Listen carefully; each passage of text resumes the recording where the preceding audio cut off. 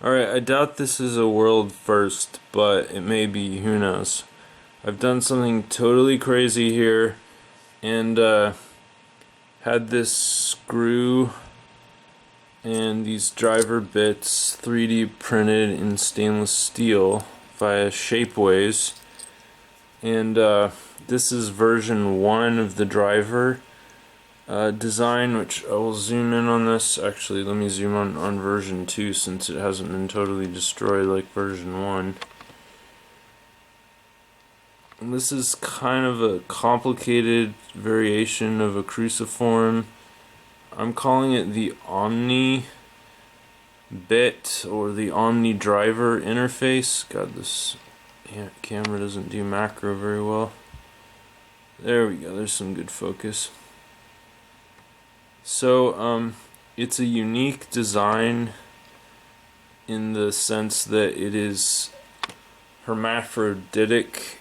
It is actually capable of interlocking into itself, and the reason this isn't actually meshing like it should is because the tolerances for the design is 0, and since it was cast in stainless steel, there's subtle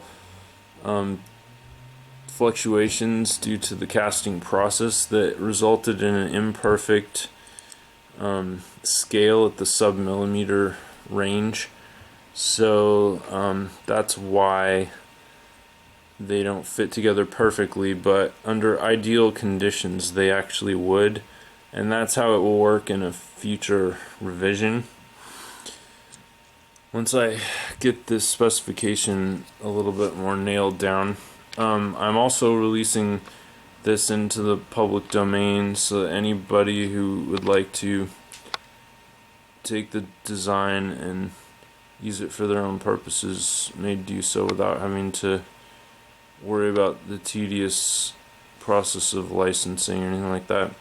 And this is the screw head.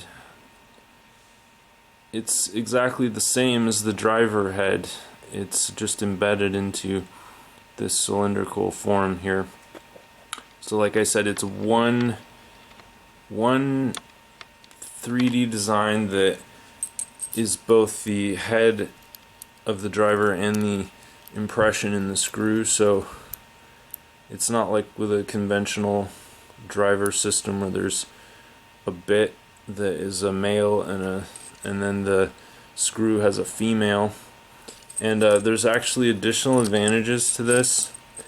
The parts of the screw actually go up inside the bit itself, so what you get is double the torque in half the space effectively. So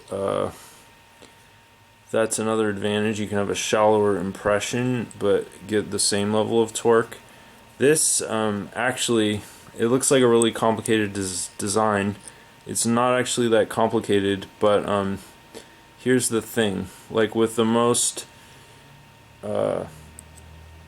effective driver bit on the market right now, which widely available I should say, because the Uniscrew is the best, but it's not really widely available, while the LOX, which is the LOX, is in my opinion the best widely available commercial driver interface right now.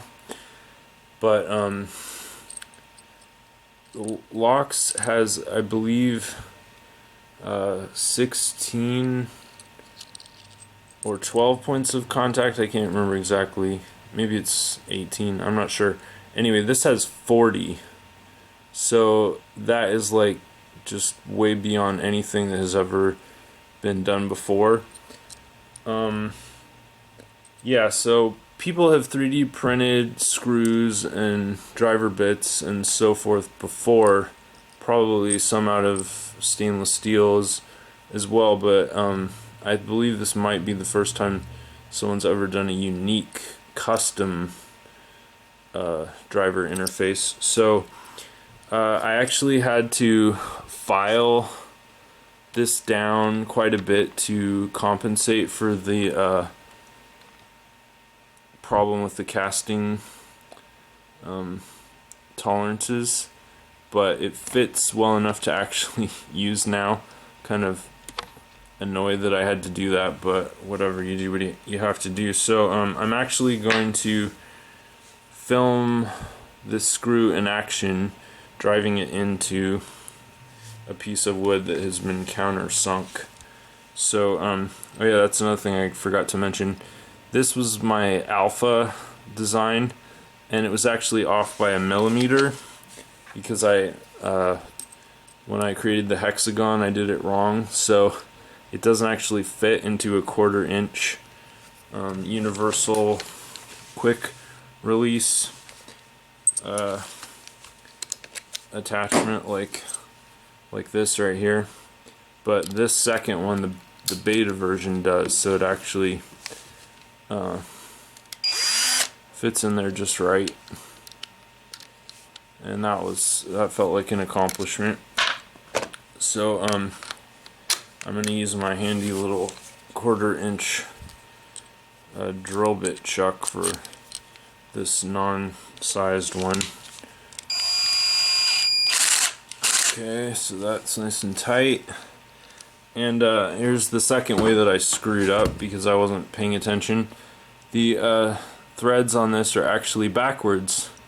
So in order to drive in the screw, you have to put your drill in reverse. So that's a bit annoying, but I fixed it in the second revision of the screw, along with several other improvements. I put auto countersinking flanges around the head and self-tapping design for the tip, which are actually superior to anything currently on the market for screws, because most screws are made from wire, and they use high pressure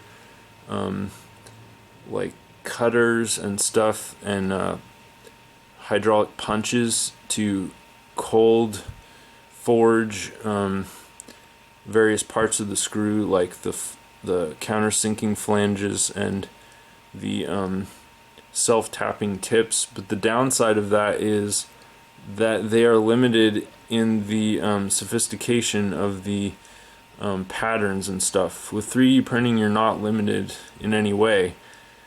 But the downside, of course, is that when you're 3D printing like stainless steel, for example, right now, unless you're using a really expensive system, you need to do a casting. And so this is actually a cast screw instead of like laser sintered. So because of that, it's weaker than like a cold headed wire screw like you would buy at the hardware store.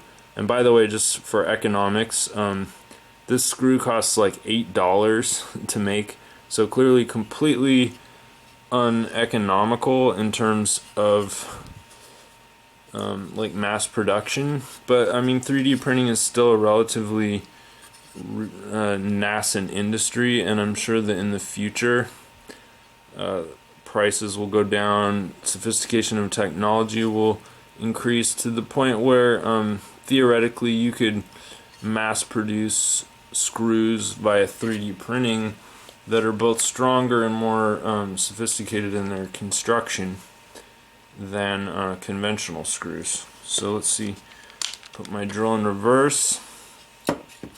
Alright, we're making history. So seating it as best I can since I had to file this down. And here it goes.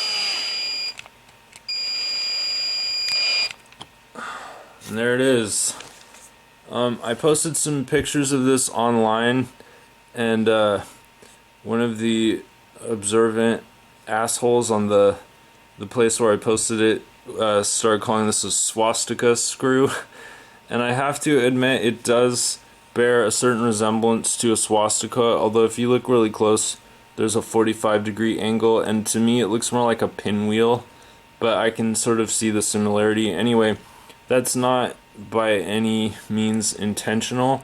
It's just it's a more sophisticated design than what's currently available, and so it's just an unfortunate side effect, which probably makes it unmarketable, but whatever. I am producing these for my own amusement, and this is a proof of concept.